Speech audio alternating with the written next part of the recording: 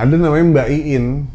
Mbak Iin ini pembantu di situ lah, gitu. Salah satu pembantu. Jadi pembantunya ada 3 kalau nggak salah. Salah satu pembantu di situ. Nah, Mbak Iin ini memang suka ngeberesin area bawah. Dan namanya yang ngebantuin rumah tangga, ngebantuin kos-kosan. Kan suka disuruh-suruh kan, sampai suruh beli makan lah, beli rokok, beli saham, anjay. Mbak tolong beli saham Indomaret, hancur.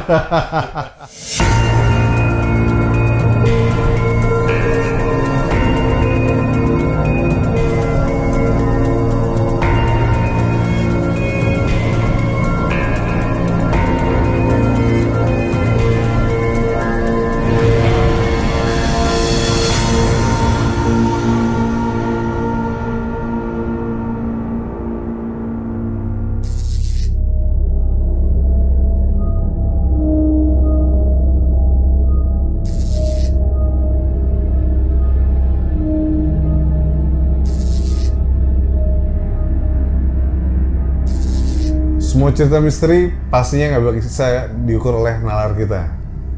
Gue Abu, welcome back to my channel. Di luar nurur nggak habis pikir.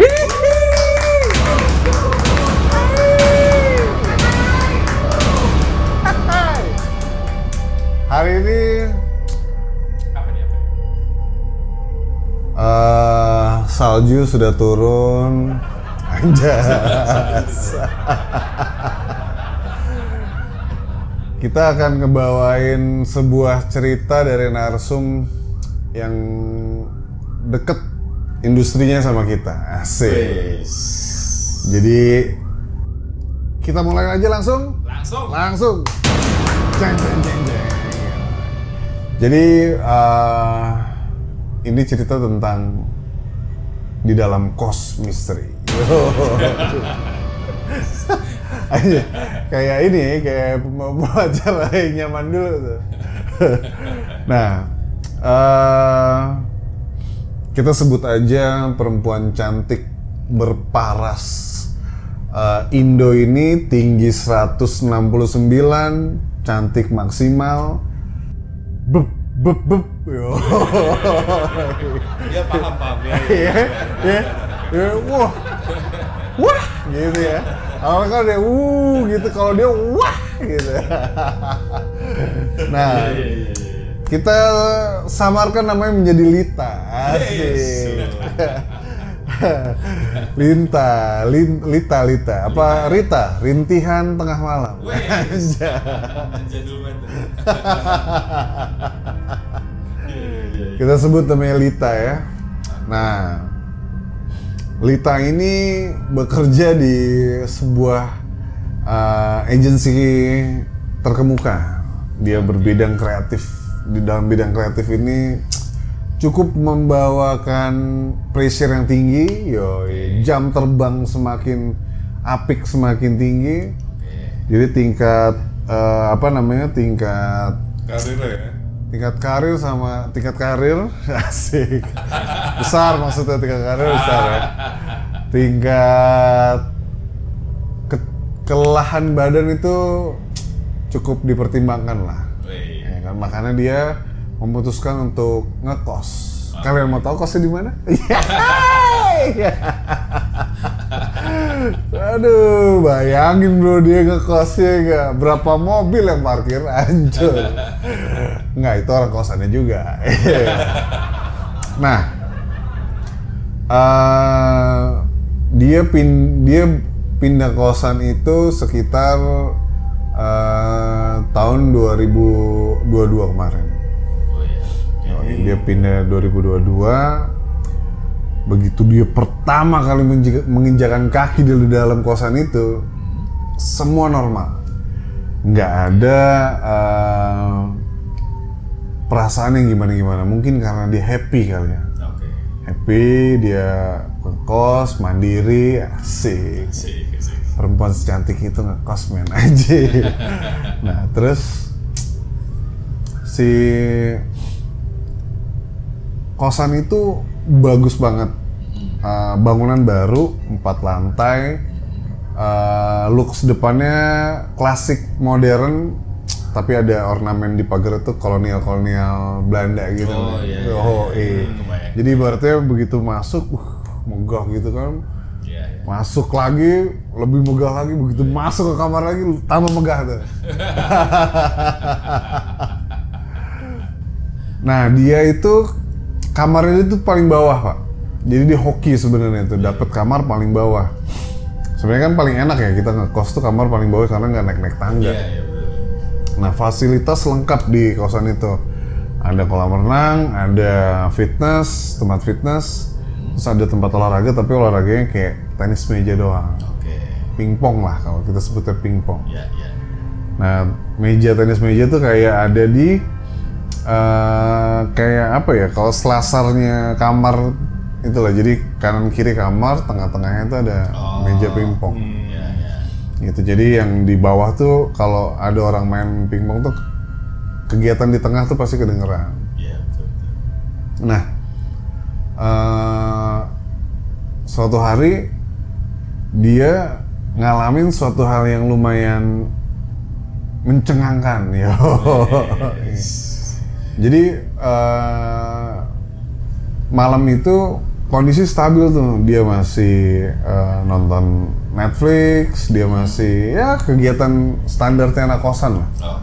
Nonton, telepon-teleponan, ya, ada tamu datang, ya, standar lah.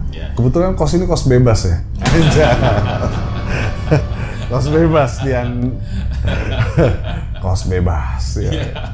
Nah, terus di jam 12 tiba-tiba ada bunyi benda tumpul kayak kayu gitu kan di apa namanya, di kayak truk gitu loh. Jadi kayak misalnya ada pagar-pagar tuh kalau misalnya lo sambil lari lo truk gitu kan bunyinya kayak gitu ya. Betul. Kebayang nih. Nah, terus nggak dipusingin lah sama dia. Pas dia lagi telepon-teleponan, notice nih si yang nelpon ini, itu suara apaan?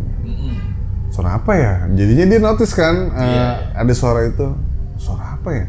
Kan kalau misalnya kita tinggal di bawah terus sama di atas karena dia bangunannya tinggi 4 lantai kan, pasti kedengeran tuh lantai berapa gitu. Bisa kita kira-kira lah. Betul. Makin lama dia konsentrasi sama bunyinya, terang. Terus dilihat nih, coba saya cek dulu deh kan, telepon, lihat buka pintu, ngelihat nggak ada apa-apa, kosong, sunyi lah. Jam 12 malam itu sunyi, nggak ada satu orang pun, nggak ada. Tapi pas begitu dia keluar tuh nggak, bunyi hilang. Begitu dia masuk lagi, mulai itu bunyinya ada lagi, terang. Ini orang iseng kali ya, dia bilang gitu, orang iseng kali. Anak kecil kali ya, dia mikir tetap gitu. Udah, habis itu dari lantai atas sampai turun ke bawah kan makin kenceng tuh kalau suaranya kan. Kok dia penasaran ya. Nah, jadi kamarnya dia tuh, ini pintu, sebelahnya pintu tuh ada jendela. Jadi jendelanya bisa dibuka, bisa ngeliat kamar, dan itu ada korden kayak korden lipat lah yang diputer gitu tuh. Diputer gitu kan, diputer ya. Diputer. Diputer, kordennya ketutup tuh kalau diputer ya. Oke. Terus dia penasaran, dibuka lagi pintunya, jegrek. Nggak ada men, kosong sama sekali. Masuk lagi dia, diudahin lah telepon itu. Tunggu sebentar ya, saya mau ngecek dulu. Tuh prediksi dia tuh lantai 2 tuh lagi bunyi, treng gitu. Tibalah saatnya bunyi itu di lantai paling bawah, di lantainya dia. Terang, pas dia lihat men, dia ngelongok di jendelanya dia, set, itu ada anak kecil.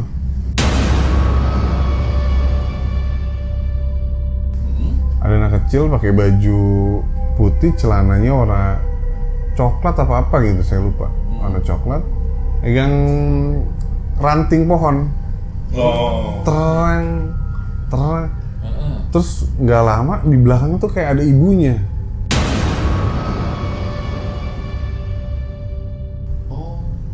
Kaget dong dia. Siapa nih? Siapa nih? Udah tuh. Pokoknya dia ngeliat tampak belakang loh. Ada ibunya, terus rambutnya panjang tapi rapi ya. Maksudnya bajunya ya baju normal gitu, baju normal tapi baju rapih ya, baju rapih. Anaknya pun pakai sepatu. Anaknya pun pakai sepatu, rapi gimana sih baju anak sama ibu lagi kayak mau pergi lah gitu, rapi. Nah terus dia ngeliat, anak sama ibunya, tapi begitu dia ngeliat sosok ibu sama anak itu kayak cemas gitu. Soalnya kan dia 2 kali keluar kan nggak ngelihat apa-apa kan, nggak ada apa-apa. Kalau sebenarnya kalau ada anak pun pas dia ngeliat pun kedengeran nih, ya kan? Harusnya. Nah terus si ibu sama anaknya itu udah muterin gitu ya, dia langsung pas ngeliat muka dia langsung tutup karena dia nggak ngambil pusing lah, udahlah tidurlah dia malam itu. Tidur, besok pagi dia berangkat ke kantor. Papasan nih sama tetangganya sebelah, nanya sama tetangganya, kemarin bunyi pagar ke getok ke gesek kayu, denger nggak mas? Oh itu, terus tetangga sebelah cuma senyum doang. Udah nggak usah dipikirin, ngomongnya gitu. Ganggu ya, katanya ganggu ya. Iya bagus di ini apa namanya, cuman kayu. Kalau pakai obor gimana? lebih berapi-api kan, lebih repot tuh. Nah, keluar ke dia nanya sama security. Mas denger nggak apa namanya suara gesekan di pagar di teras depan kamar? Mbak denger, iya. Bang ngeliat apa? Iya saya ngeliat ada ada anak sama ibunya. Gitu. Kok jam segitu ya mas? Dia bilang gitu. Oh kalau besok kalau misalnya ada bunyi kayak gitu mbak di dalam kamar aja, kalau nggak telepon saya. Elah udah tiga desain security ya nggak kunyit ya kan? Ya elah nggak akal-akalan. Udah nih si Mas bilang kayak gitu kan, makinlah dia penasaran, kenapa sih nih orang-orang pada, udahlah dia akhirnya berangkat ke kantor.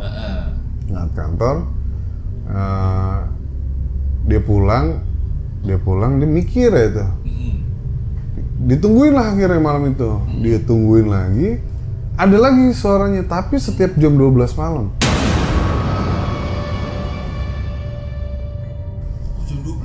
Setiap pergantian transisi jam 12 malam sampai jam setengah 1 kalau nggak salah. Jadi kan cukup lama sebenarnya bunyi itu 30 menit kan cukup lama ya. Itu pasti bunyi, di situ pasti bunyi. Udah tuh. Tapi kalau misalnya ada orang lagi ada kegiatan bunyinya nggak ada. Kondisinya kalau lagi saat kosong doang sebenarnya. Kosong di ruang tengah itu tuh karena banyak sebenarnya banyak yang kegiatan tuh kalau misalnya di tengah-tengah itu, tapi rame-rame lah kayak main pingpong, pada nongkrong-nongkrong gitu kan, biasalah kan karena kos-kosan kan. Nah terus di kosan itu dikasih fasilitas pembantu pak, pembantu. Nah lewatlah malam yang tadi tuh dia dengerin lagi udah pas hari Minggu orang tuh kalau di sana tuh kebanyakan kalau Minggu jam 10 pagi ke atas, itu dia buka kamarnya biar udara masuk mungkin ya. Ya udah masuk buka kamar, buka pintu kamar, buka jendela gitu lah, pokoknya bersih dan lain-lain. Nah itu suka ada tuh pembantu datang. Nah ada namanya Mbak Iin. Mbak Iin ini pembantu di situ lah. Gitu. Salah satu pembantu. Jadi pembantunya ada 3 kalau nggak salah.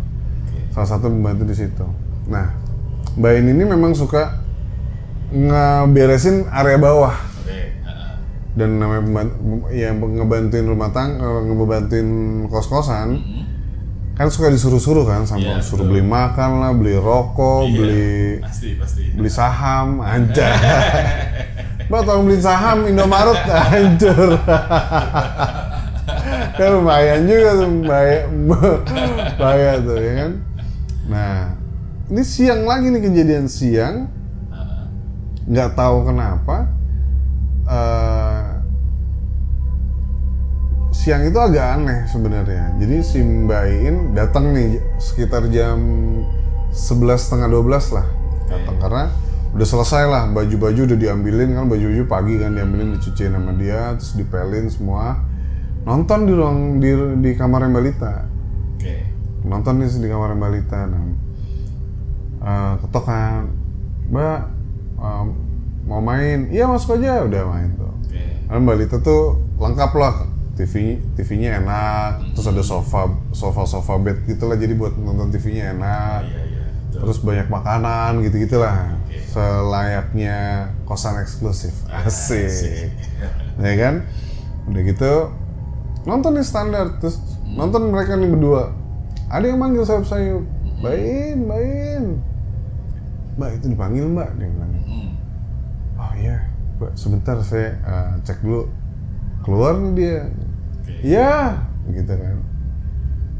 Terus dilihatin nih, nggak ada yang manggil lagi. Iya kenapa? Terus diem tuh, nggak ada yang ngejawab. Terus masuklah si Mbak Iin. Nggak ada Mbak. Oh, tapi emang rada sayup sih.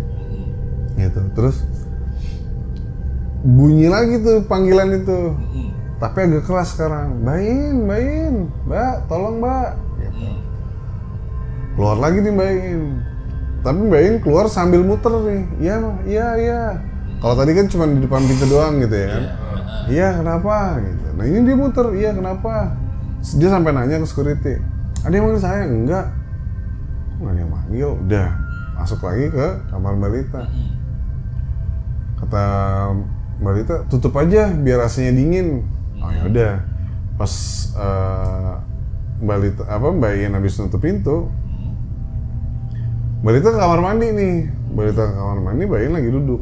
Jadi kondisinya tuh sofanya sofa itu ngebelakangin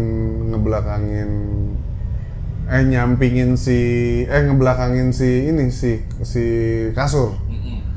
Gitu. Jadi belakangnya sofa gitu tuh kasur tuh. Jadi kita nonton madep sana.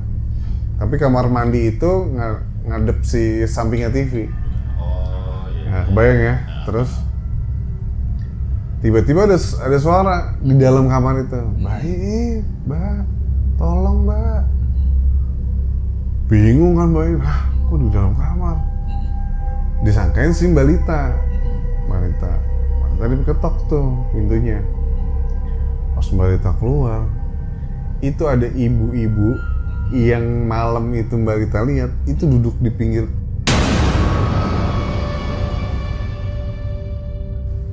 pinggir kasur, men.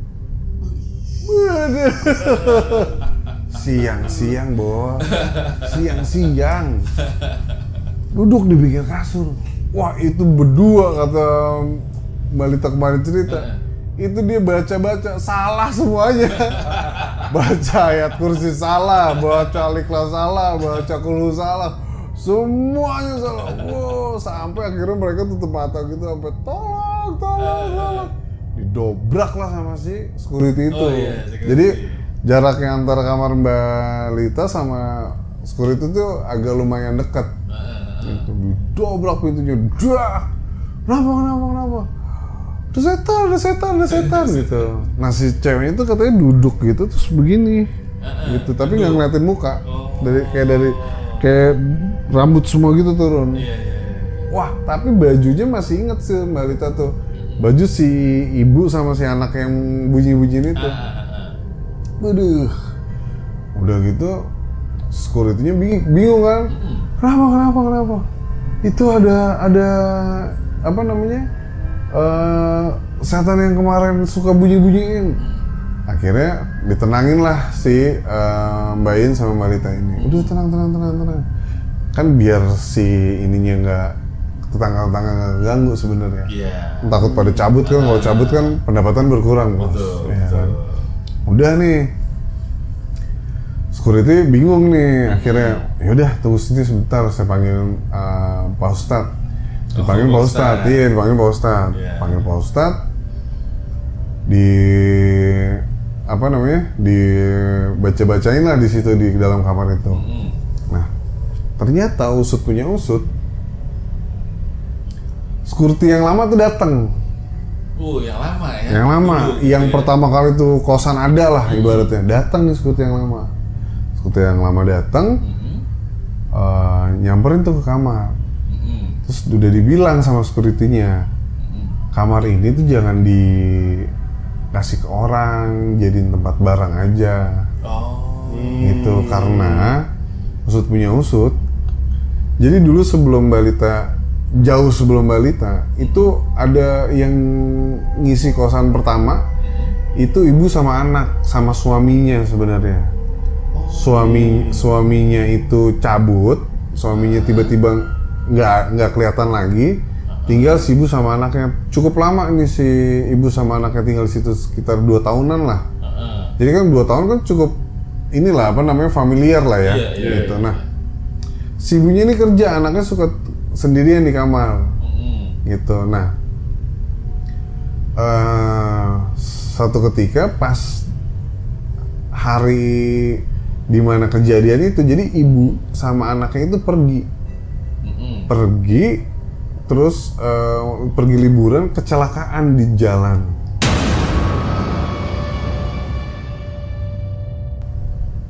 Langsung meninggal. Kecelakaan di jalan langsung meninggal. Pas keluarganya datang untuk ngambil barang-barang, itu tuh ada jadi kamarnya itu tuh kayak disekat. Itu ada kayak sesajen. Jadi dia kayak punya, ya kalau misalnya kita punya kepercayaan masing-masing lah ya, maksudnya dia menganut aliran sesat mungkin kalau misalnya dilihat dari metode sesaji-sajinya gitu, terus ada pusaka-pusaka lah gitu.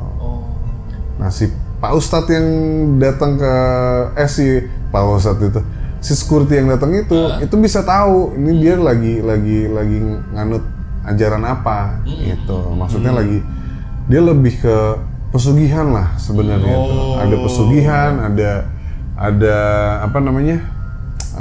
pelet juga gitu. Karena kan, nah ternyata si orang ini, si ibu ini tuh punya usaha rumah makan gitu. Jadi usaha rumah makan, semua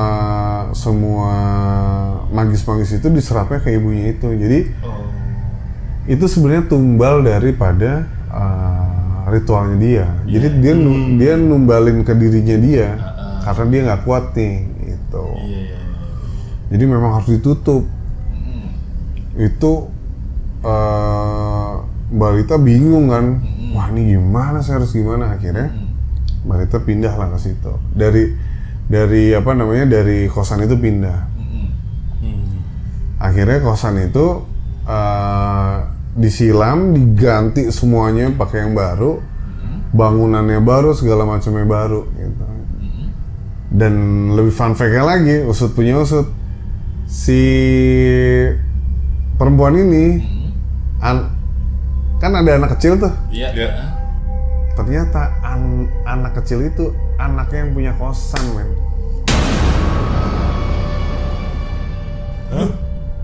Iya. Maksudnya jadi ada perselingkuhan. Ada perselingkuhan, men. Iya. Jadi tumbal ketemu tumbal. Iya. Gitu. Gitu cerita dibalik. Jadi pesan sosialnya cukup mendalam. Jadi kalian, wahai muda-mudi yang mau membuat jalan pintas, itu coba dipikirin matang-matang dulu deh. Gitu. Mendingan berusaha. Gue Abu, di luar nurun gak habis pikir.